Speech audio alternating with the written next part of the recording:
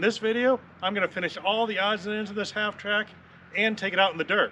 So why don't you come along for the ride?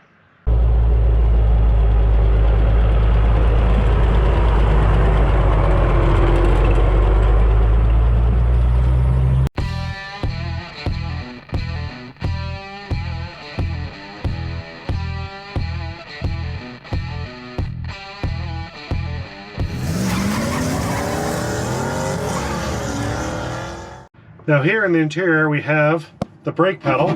The brakes have never worked ever since I got this. And I never really paid attention to why. It didn't really bother me a whole lot. That's the brake pedal. There's a pretty clear reason as to why I didn't have brakes. There is no master cylinder. And there's vacuum lines, it looks like, going to, I'm guessing, some kind of hydrovac system. So let's go check the other half track. Now, between the two half tracks and the pile of parts I got with them, I couldn't find a master cylinder. So I gotta do something about that. I've got the hydro boost on this one, but I need something to power it. Now, when I was taking this machine apart, I had a lot of time to stare at this 3-bolt mount, and it looked really familiar. What I do have is a leftover master cylinder from the tow tug. Found a leak in the master cylinder, or at least a leak, right there. It's coming right out the end. Yeah, that'll fit. Now, when I was working on the Coleman tug, I could not find a rebuild kit for this master cylinder. Nothing came up under Coleman tug or the number cast on the side. However, I can get a rebuild kit for a half-track master cylinder. I wonder if they're just about the same.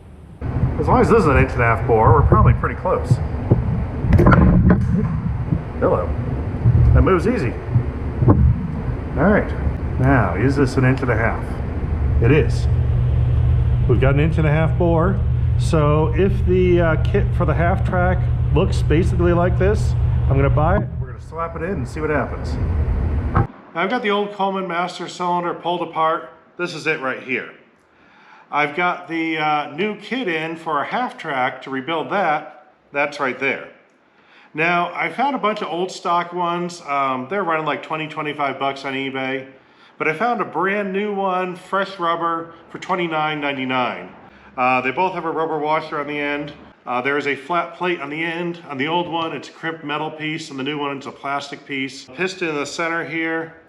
The old one, front side looks basically identical, same kind of rubber cup. On the back side, the old one has this crimped on thin metal, like a, almost like a reed valve. Now the new one came with, and I assume this goes here, a thin metal washer that's just about the right size. So I'm thinking that probably floats off and does the same function. Spring clip that holds the end in is much, much bigger on the old one. So this definitely was for something slightly different, but I'll just reuse the old one. I think we're gonna be okay there.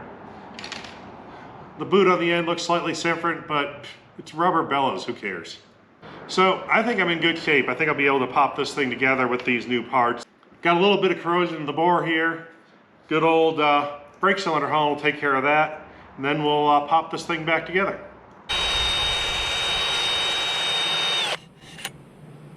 That should work.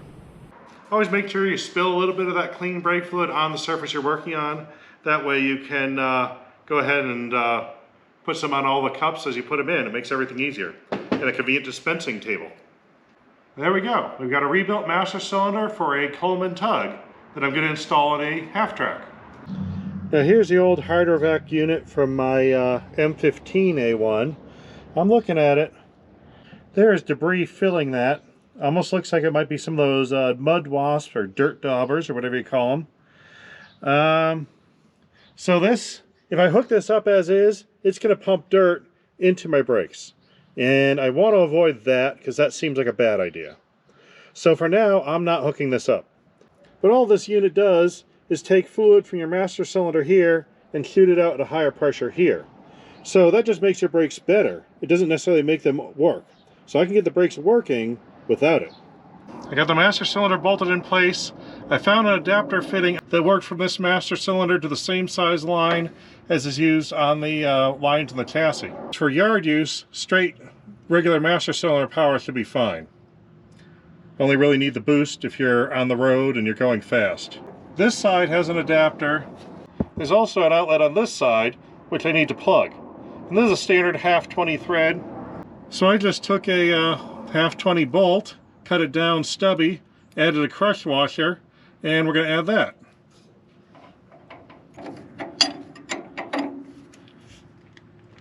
There, all plugged up. I'm going to take a wild guess as to how to bend this. We'll see how far off I am.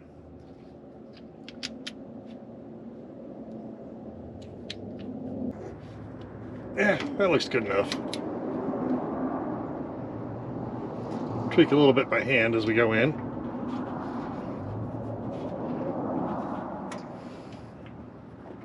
I poured a lot of fluid in the general area of the filler neck, and looks like that's the only spillage.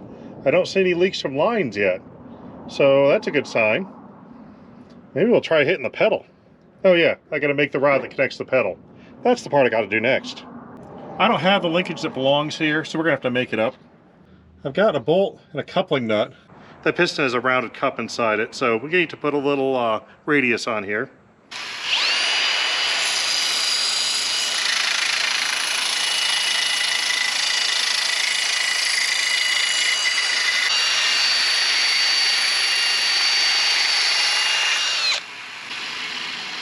I think something like that'll work.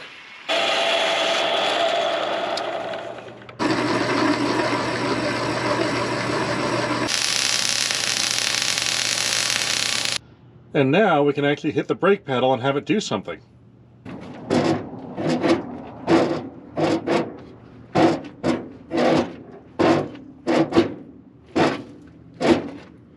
Okay, we have leaks, but that means we're moving fluid, so that's a good thing. All right, let's try this again.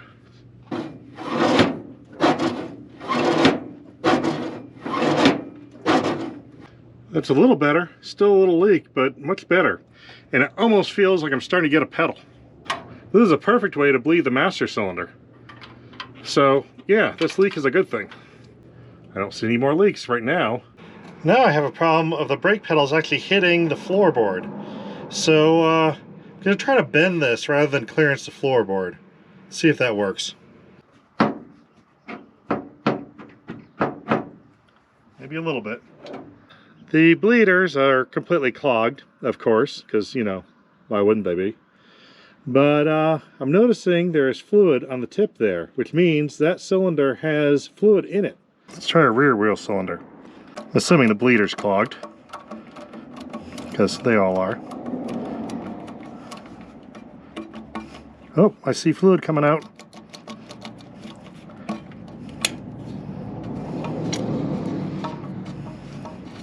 Oh yeah, whoa. Yep, we got fluid and a lot of air. All right, let me clean out this bleeder.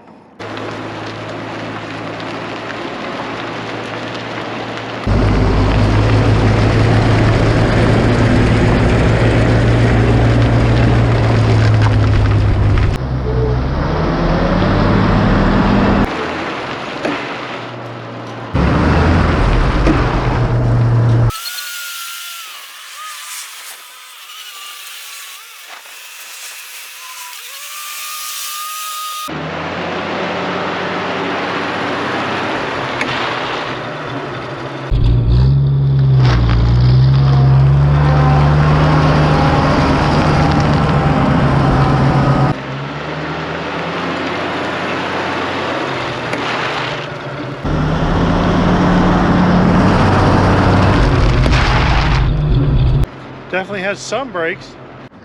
Now, ever since I installed the gauge for the oil pressure in the dash, I've had an automatic rust proofing system where oil has been dripping out of the line and dripping down to the floor. But since I live in the desert, I'm not really worried about rust proofing.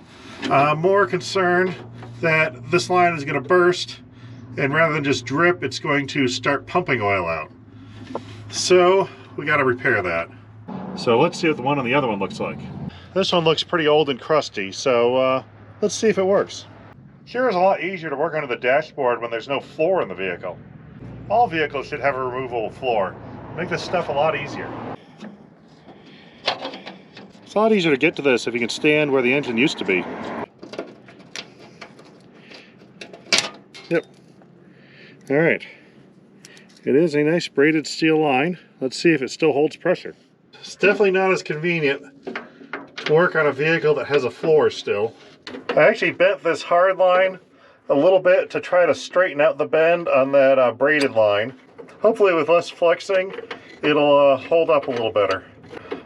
Now to the engine side. We're going to bend this metal line a little bit too, just to try to straighten out that angle.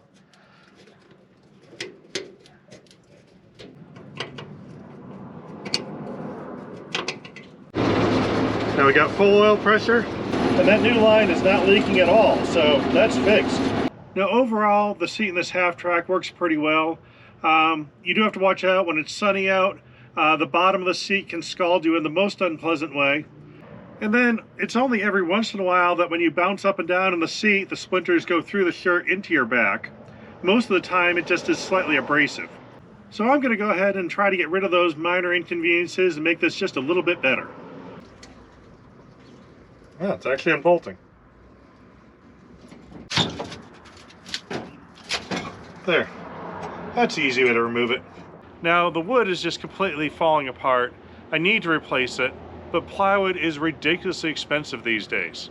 Luckily, I happened to do a right place at the right time thing, and I stopped by one of my customers while they're in the middle of cleaning up, and they're getting rid of old crates. So I scored this pile. Some of this stuff is 3/4 inch. There's lots of nails sticking out. There's other things attached to it, but that's my wood for the seats. And they gave it to me, and they seemed happy I was helping them clean up. Go figure.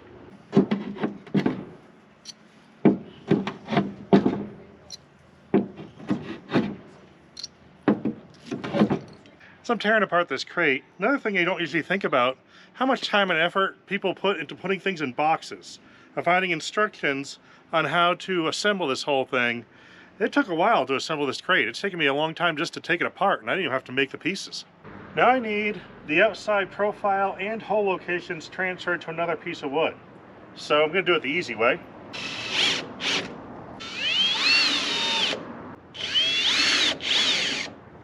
Now we just go.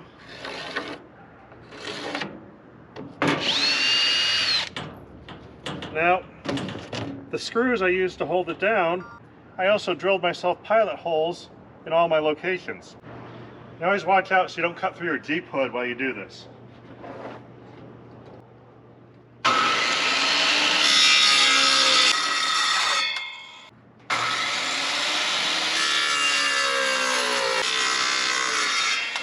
We got our part. Here's the old passenger seat I pulled out of that M15. Looks like we got hinges on this side that were just welded to a piece of angle, and that was welded to the frame. Looks like this is the same setup. That looks like the hinge is cut off on both sides. So I think if I can take those off, I can bolt that seat in here.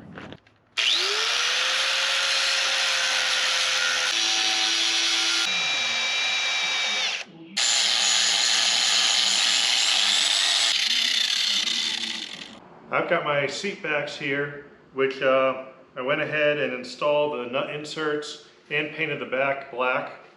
And I have foam and fabric.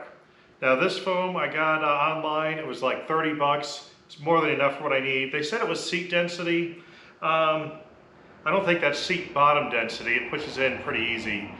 This probably will be fine for our back, but I'm going to do an extra layer for the bottom.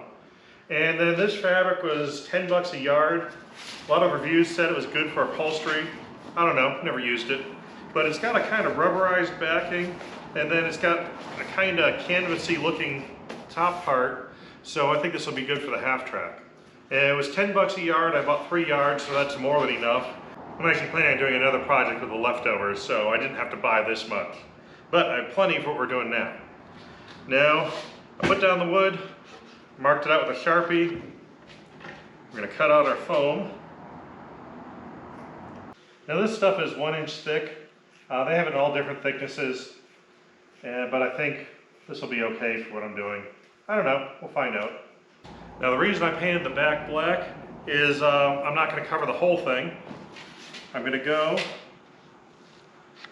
basically what I want to do is I want to get this upholstery, I'm going to tack it down to the back here. I also want to make sure those bolts sandwich it in when I bolt the back in. So I'm going to locate it so when I fold this over, it reaches the bolt holes. Alright, just use a piece of whatever stock you have lying around as a straight edge. I picked this one up off the floor. Next step I'm going to do is mark my position where I am. You'll see why in a second. This step is not strictly necessary, but seems to make things work a little easier. Just contact adhesive. Oh, hey, I just sprayed it all the way over there. That's not going where I want it. Spray it where you want it. And this is why I marked it, so I can drop it on in the right spot.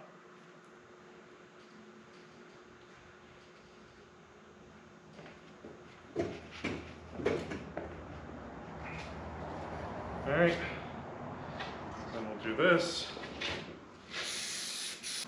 You want to let it tack up just a little bit between spraying it on and sticking it together.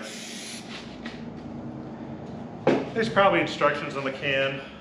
Following them probably wouldn't be the worst idea in the world. I generally find by the time I maneuver it around and get in position, it's tacked up. Ready to be dropped on. So we have that. You can actually cut these properly if you want and make nice corners and things. But with square edges, I basically put a tiny little radius on the wood with a sander. And other than that, it's just square. So I'm just going to fold it like a Christmas present, pretty much.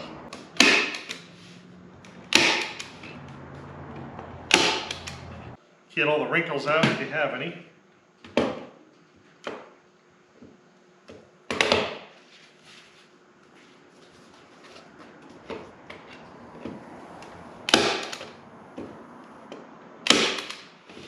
Now sometimes staple gun doesn't have enough force to push them in all the way. There are these hammer style ones, but I always end up missing with these. So what I do is I put these in, they don't go in all the way, take a hammer. There, it's like you actually did it right. Alright, now, gonna fold these all in. This is tricky. Probably would help to have extra hands. I don't, I only have the two.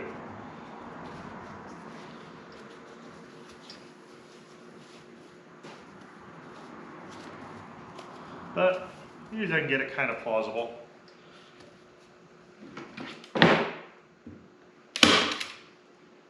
Try not to staple your finger.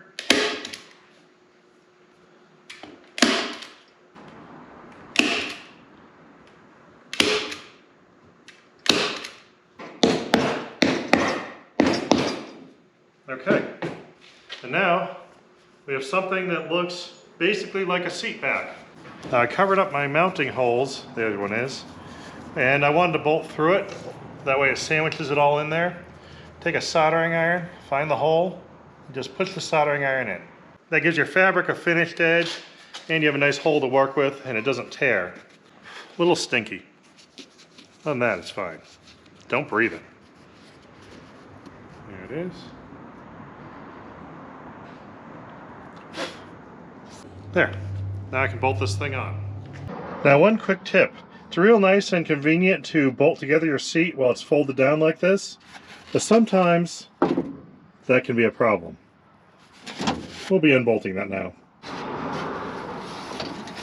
There we go, that's better. Now I'm working on the bottom of the seat. The problem I have is this foam, even though they claimed it was seat density, it's not bad, but I really don't think that'll be good for the bottom where all your weight is going. So I have another one of these floor mats. This is a real high density foam. These are meant for standing on, so they'll take all your weight. And what I'm going to do is I'm actually going to sandwich it. So I'm going to do the upholstery, that foam, this foam, then the bottom. So that way when you squish in, it'll be like a progressive rate spring. You have the softer foam, then the harder foam, then the wood. So I think that'll do better. I missed pretty good on this one, but you'll never see the bottom of this seat. It'll be attached to the base.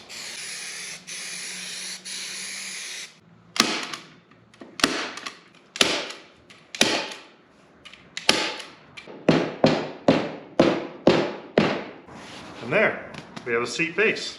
And it actually feels like it'll be reasonably comfortable with that double layer. Again, my apologies to anyone who actually does this properly. You're probably horrified at what I just did, but it works. It was easy. And my butt will thank me for it. And here we have a complete seat. And here we have 2 seats. Looks a lot more comfortable than before. For some reason, this is bothering me. So I'm going to do something about it. I have the old broken throttle spring from that carburetor that was not a half-track carburetor, and someone bent it to fit. And I see a hole way in the back there. So I think if I hook the spring there and then connect it to here, I might be able to have a spring-loaded door that you just pull open and it flops closed. Let's give it a shot. Got one end bent into loop around here. Let's fish this into that hole back there.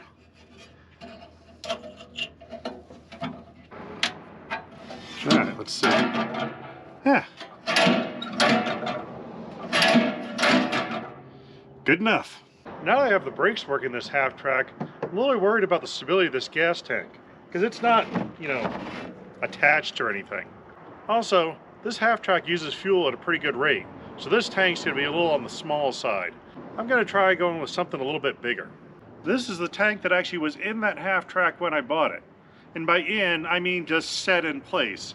It was on this stand, but wasn't attached in any way, and it was just sitting next to the driver's seat.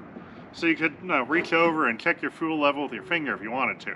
It's got nice tabs welded on. I'm not sure what this originally came out of. It definitely looks military with the color and the way they did the nut certs and things. But I think I'm going to try to use these, take it off this big stand, and see what I can do with it. Whoever did this was serious about these mounting straps, because these are 5/8" bolts. I've got these brackets here, and I'm looking at the back of this cab. There's a bunch of holes already pre-drilled. So all I have to do is find the hole closest to that bracket, and I can just bolt this right to the back of the cab, and then make another brace from here to this framework. So we're going to try that.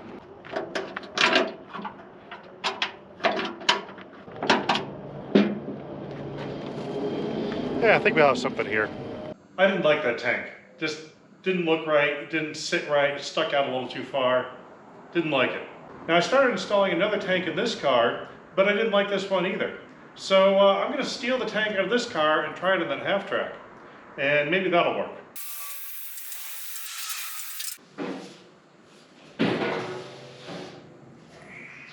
You didn't see anything here.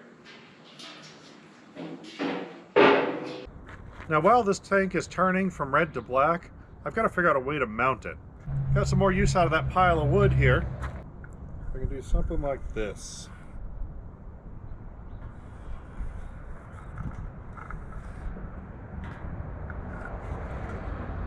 Let me cut that out and see how it looks.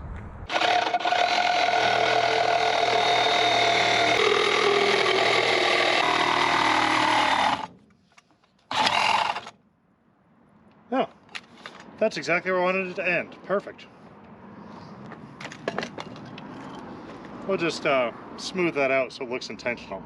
I got a brace in. Let's see how the tank fits.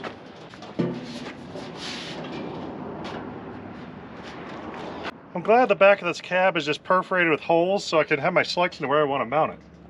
But I think that'll work. Yeah, something like that. Got a few lag bolts attaching this one.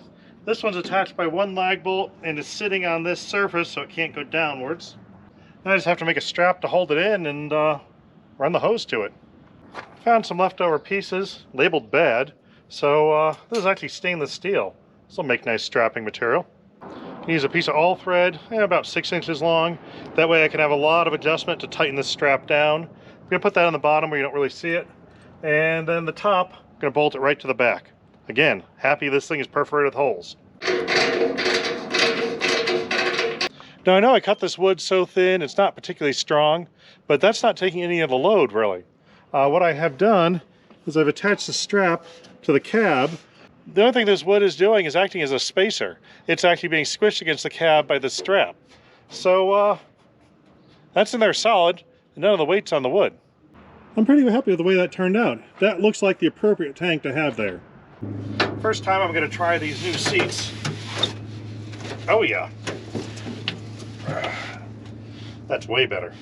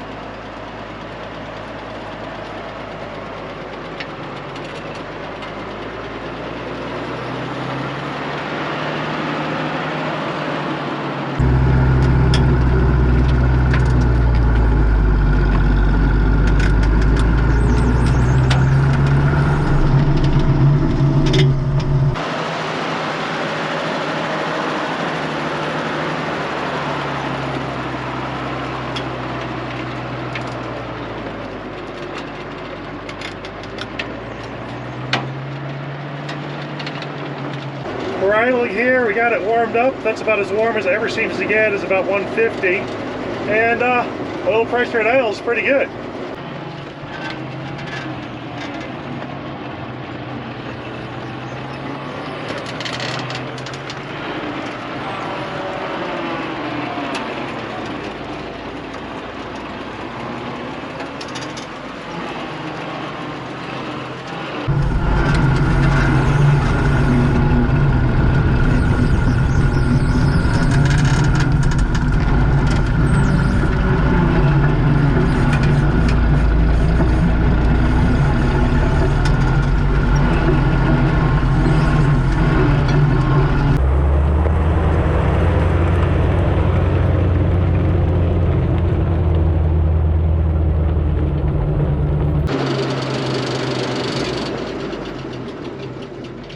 We did it.